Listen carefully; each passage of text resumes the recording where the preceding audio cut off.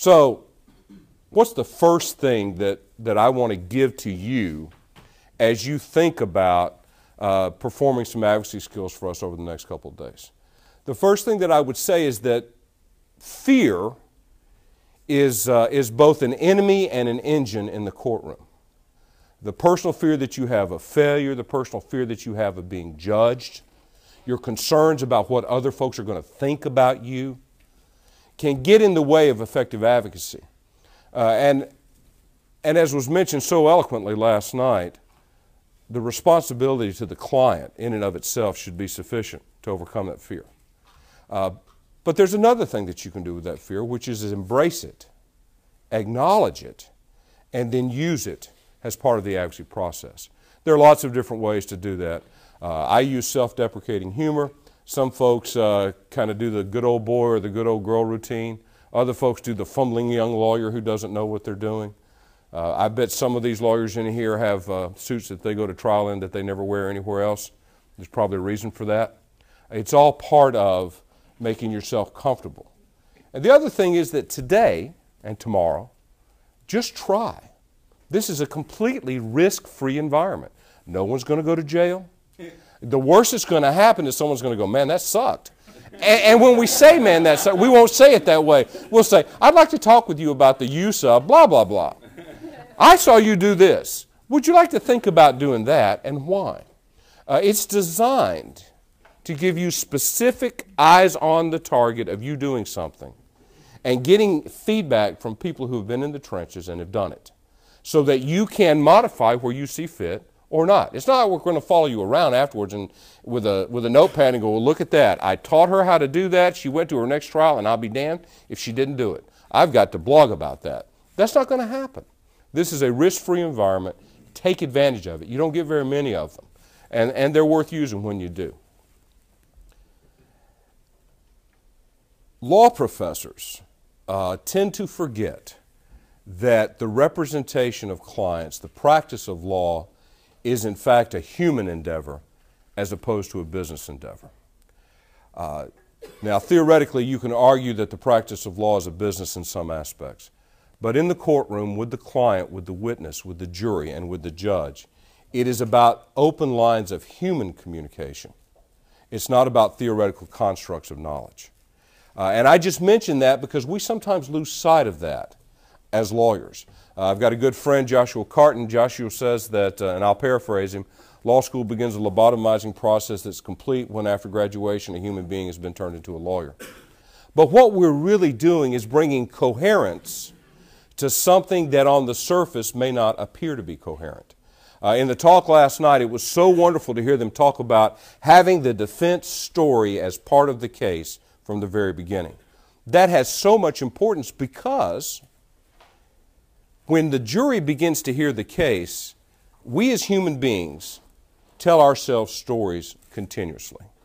You tell yourself a story each and every time you meet another person, each and every time you're in another situation. Because stories, the narrative of our lives, provides coherence to the world. It makes us feel comfortable in a place that is by nature designed to not feel comfortable in. It gets rid of the indeterminacy. That means that jury members do the same thing. So they are telling themselves a story from the moment you start jury selection, from the moment they're sitting in that room. They're telling themselves the story of you, the story of their client, the story of their own life. Recent neuroscience research, because we can now literally watch the human brain work as input is received, really verifies this out. Verifies some other really cool things too. Do you know when I use words like hot, pierced, bright, sharp, cut through, the parts of your mind in the brain that would react if you were experiencing those sort of concrete words will light up. Now, if I say on the other hand, well, he was very angry. Well, what the heck does angry mean? He was quite distraught. In other words, if you talk like a Department of Justice attorney, you are not using concrete words that are as persuasive. Now, this is one of the things that defense attorneys can do to level the playing field. Concrete words create credibility. They create credibility in the mind of the listener. You can be talking about the same thing, but the way in which you choose to talk about it has a psychological difference in its impact on the person who's hearing it. And there's an interesting thing that happens. How many of you in here consider yourself introverts? Come on, be honest. You don't have to raise your hand. Okay, how many of you consider yourself... Hank, you're not allowed to raise your hand. How many of you consider yourself extroverts? There's a really neat thing. Extroverts tend to use words that are conceptual in nature. They like to talk about labeling the emotion. So if I show an extrovert, for example, a picture of two people communicating with one another, they will look at the picture and they'll go, well, those folks are angry, or they're in love, or there's a disagreement. They'll say something like that. That's what an extrovert will say. An introvert will go, well, the young woman's smile is turned up slightly and the guy is looking off in the distance like, so extroverts, the folks that we would think would be more persuasive at trial, have a disadvantage that they have to be concerned with because they tend to talk conceptually. If you're an extrovert, you can relatively easily train yourself to be more concrete in the way in which you present information. And if you're an introvert, you can rely upon that aspect of your personality in conjunction with the structure. And this is so important in the trial where the personal connection takes place. The personal connection clarifies the process. It brings it into context for the listeners. And there are three ways in which the jury is working through the issues of the case. They're trying to logically do what the judge tells them to do. And the judge lives in the world of logic and is terrified by the world of emotion. Why is the judge terrified by the world of emotion? Because the judge cannot control the emotional reasoning of the jury. Instructions are by and large a fiction. It's one of the reasons we're so concerned with whether evidence gets in or doesn't get in. Now that can shift depending upon the nature of the jury that you have for a particular case, but by and large, emotional reasoning can work to the benefit of the counsel that understands that that's what's happening underneath the surface. And by emotional reasoning, what do I mean? I mean that the jury responds quickly to words or situations filling in gaps and telling themselves a narrative of what is happening here. That they pick sides, that they pick heroes, they pick good guys, they pick bad guys. They tell themselves a morality play. Now that has some bad implications for the reasonable doubt defense, doesn't it? It makes but if you know it, then there's a way to bring the reasonable doubt defense down to make it work. Now, this means that we have to organize our cases in order to be effective advocates. How many of you were taught case analysis in law school? Look around the room. If you're young, you probably were. Most of these law students are saying yes because they were in my class last semester or last year. Some of them 2 or 3 years ago, but they're special people. And I mean that in a loving way. Bless their heart. Stories are incredibly effective. Stories are effective because they connect to jury members. And here's the problem with that. Trial advocacy professors do not teach you to tell stories. In fact, trial advocacy professors don't like you to tell stories. Prosecutors and judges are terrified. The moment a lawyer says, well, back when I was a little boy, everyone's ears perk up. Why?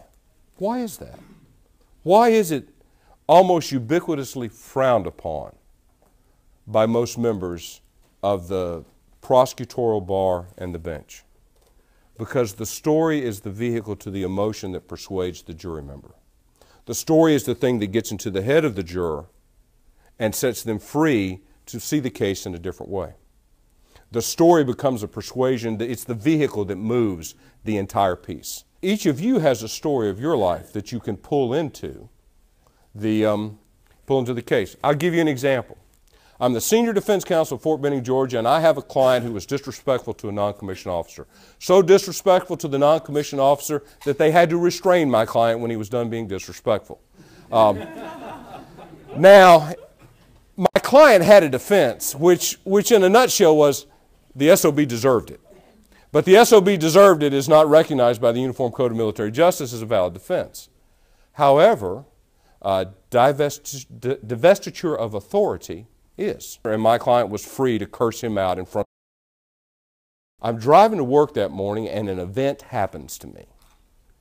And the event became the focus of the close. I'll give you a minute or so of it so you can see it. We're all at Fort Benning, Georgia. We are in the courtroom where Callie was tried.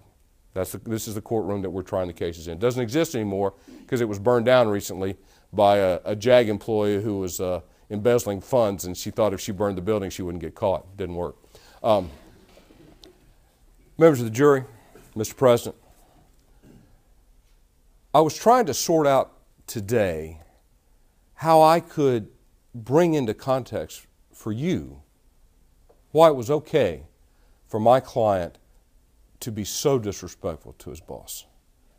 And I was driving to work this morning and I could not get in my head, what are the words? Because it's so important that you understand why it was okay for him to do this. And I'm driving down the road, and we've all driven down the road here at Fort Benning, Georgia, right? I was not doing 15 miles an hour. Trying to get to my office, I've got to get on my uniform, then I've got to get over to the courthouse. I'm probably doing 25 or 30 miles an hour. And I look in my rearview mirror, and what do I see? Blue lights, sirens, a military policeman. Now let me tell you something, members of the jury. You don't want to be the senior defense counsel at Fort Benning, Georgia, pulled over by the military police. My hands start sweating. I'm all crap, I'm cursing, and the car passes me by. The relief that flowed through my body at that moment, I literally physically slumped in my chair. And you know what? That's what my client did when his sergeant said, hey, what's bothering you? Son, tell me what's going on. Those words by his NCO made him think that it was okay. And that emotional release that came, just like the emotional release that I had, and maybe others have had when the cops passed them by, made him think, reasonably or unreasonably, that it was okay to say what he said. And members of the jury, if you believe that, that's enough to acquit that client. You and I know that almost every adult in the nation who drives has at some point been in a car when the lights were on behind them and the car went by. And they knew what that emotional reaction was like. It put it in context for the jury.